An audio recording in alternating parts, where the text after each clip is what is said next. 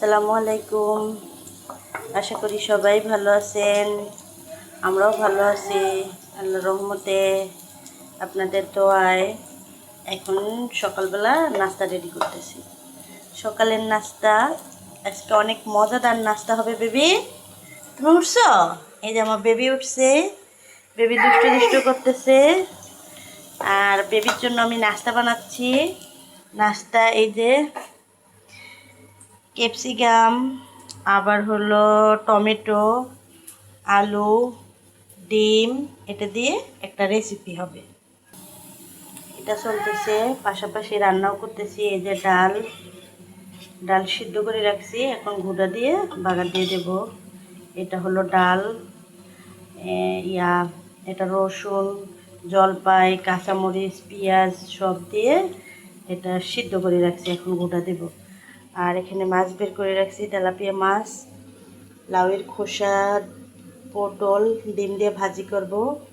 এই যে এগুলাই আজকে আমাদের। আর এই যে রুটি পরোটা বানায় রাখছি, এই যে রুটি পরোটা বানায় রাখছি, এখন এগুলো বাচ্চারা উঠলে দিয়ে দেব।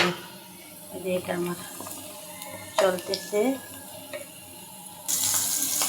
যে ক্যাপসিকামটা দিয়ে দিচ্ছি, এখন একটু এটা হালকা নাড়াচাড়া করে এটা এখন একটু হালকা ভাজা নিব।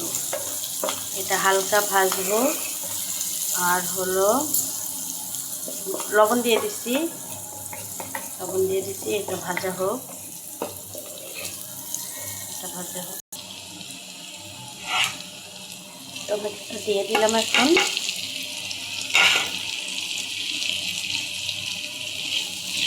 টমেটোটা দিয়ে একটু নাড়াচাড়া করে এতে মাংসও দিচ্ছি। এই যে ছোটো ছোটো মাংসগুলো, এগুলো মানে চিকেন ফ্রাই ভাইজা তারপর এটাতে কুচি কুচি করে কাইটা দিচ্ছি। এটা রুটি দিয়ে খেতে অনেক মজা, এটা বাচ্চারা অনেক পছন্দ করে। এটা বাচ্চাদের রেসিপি।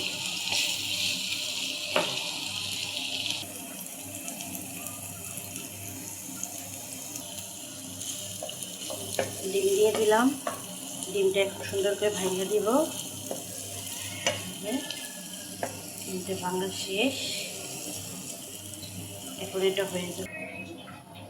এই যে আমার পরোটা এখন হয়ে গেছে, পরোটা ভাজাও শেষ, এখন বাচ্চাকে নাস্তা দিব।